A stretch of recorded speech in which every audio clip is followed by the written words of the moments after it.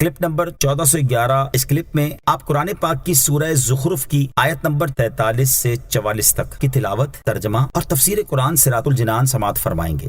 بسم اللہ الرحمن الرحیم۔ ترجمہ، اللہ کے نام سے شروع جو نہایت مہربان رحمت والا ہے۔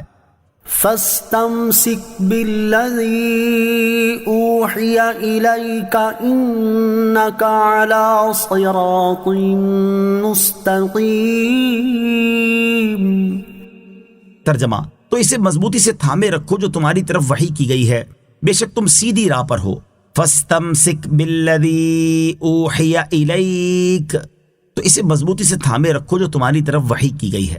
رسول کریم صلی اللہ تعالیٰ علیہ وسلم کو تسلی دینے کے بعد اللہ تعالیٰ نے ارشاد فرمایا، اے حبیب صلی اللہ تعالیٰ علیہ وسلم، آپ کفار کی سرکشی پر رنجیدہ نہ ہوں، بلکہ ہماری کتاب قرآن پاک کو مضبوطی سے تھامے رکھیں اور اس کے احکامات پر عمل کرتے رہیں۔ بے شک آپ اس دین پر ہیں جس میں کوئی ٹیڑھا پن نہیں۔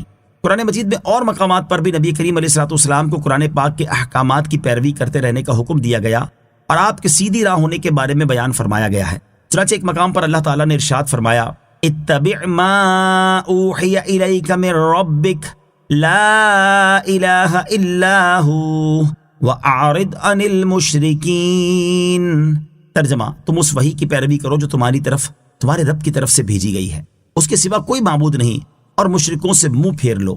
اور حضور پر نور علیہ السلام کے سیدھی راہ ہونے کے بارے میں ارشاد فرمایا، انک لعلی ھدی مستقیم۔ ترجمہ، بے شک تم سیدھی راہ پر ہو۔ اور حضور اقدس علیہ السلام نہ صرف خود سیدھے راستے پر ہیں بلکہ سیدھے راستے کے رہنما بھی ہیں۔ چنانچہ اللہ تعالیٰ نے ارشاد فرمایا، وَإِنَّكَ لَتَهْدِي إِلَى صِرَاطٍ مُسْتَقِيمٍ۔ ترجمہ، اور بے شک تم ضرور سیدھے راستے کی طرف رہنمائی کرتے ہو۔ وَإِنَّهُ لَذِكْرٌ لَكَ وَلِقَوْمِكَ وَسَوْفَ تُسْأَلُونَ۔ ترجمہ، اور اے حبیب، بے شک یہ قرآن تمہارے اور تمہاری قوم کے لیے شرف و بزرگی ہے، اور اے لوگو، ان قریب تم سے پوچھا جائے گا۔ وَإِنَّهُ لَذِكْرٌ لَكَ وَلِقَوْمِكَ، اور بے شک یہ قرآن تمہارے اور تمہاری قوم کے لیے شرف و بزرگی ہے۔ ارشاد فرمایا کہ اے حبیب صلی اللہ تعالیٰ علیہ وسلم، یہ قرآن آپ کے لیے بطور خاص عظیم شرف کا سبب ہے کہ اللہ تعالیٰ نے آپ کو نبوت اور حکمت عطا فرمائی، اور عمومی طور پر آپ کی امت کے لیے بھی عظمت کا سبب ہے کہ انہیں اس سے ہدایت فرمائی۔ اور اے لوگو، ان قریب قیامت کے دن تم سے پوچھا جائے گا کہ تم نے قرآن کا کیا حق ادا کیا، اس کی کیا تعظیم کی، اور اس نعمت کا کیا شکر بجا لائے۔ مسلمانوں کی عظمت و ناموری کا ذریعہ اور مسلمانوں کا حال۔ اس آیت سے معلوم ہوا کہ قرآن مجید وہ عظیم الشان کتاب ہے جو اس امت کی عظمت، ناموری اور چرچے کا ذریعہ ہے۔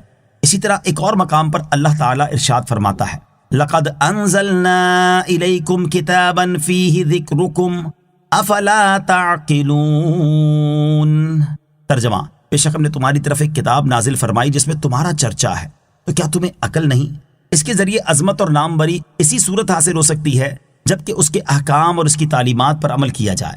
اگر تاریخ پر غور کیا جائے تو یہ حقیقت روشن دن سے بھی زیادہ واضح نظر آئے گی کہ دین اسلام کے ابتدائی سالوں میں مسلمانوں کو دنیا میں جو عظمت ملی، دنیا جہاں میں ان کا سکہ چلا اور دبدبہ بیٹھا اور ہر طرف ان کی نیک نامی کا جو چرچا ہوا، اس کا بنیادی سبب قرآن مجید سے والہانہ وابستگی، اس کے احکامات اور تعلیمات کو اپنی جان سے زیادہ عزیز سمجھنا اور مشکل ترین حالات میں بھی ان پر عمل پیرا رہنا تھا۔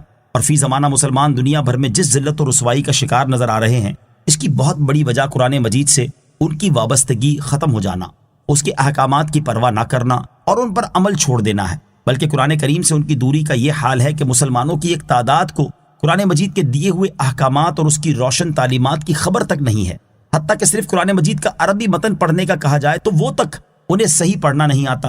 گھروں میں ہفتوں اور مہینوں قرآن مجید سنہری کپڑوں میں ملبوس پڑا رہتا ہے، اور موقع ملنے پر اس سے گرد وغیرہ کی تہ صاف کر کے دوبارہ اسی مقام پر رکھ دیا جاتا ہے۔ اے کاش درس قرآن ہم نے نہ بھلایا ہوتا، یہ زمانہ نہ زمانے نے دکھایا ہوتا، دیکھے ہیں یہ دن اپنی ہی غفلت کی بدولت، شکوا ہے زمانے کا نہ قسمت سے گلا ہے، فریاد ہے اے کشتی امت کے نگہباں، بیڑا یہ تباہی کے قریب آن لگا ہے۔ اس آیت مبارکہ کو سامنے رکھتے ہوئے ہر مسلمان کو چاہیے کہ وہ اپنی حالت پر غور کر لے کہ اس نے قرآن مجید کا کتنا حق ادا کیا، قرآن کی کیا تعظیم کی، اس نعمت کا کتنا شکر بجا لایا اور اس کے احکامات اور تعلیمات پر کس قدر عمل کیا۔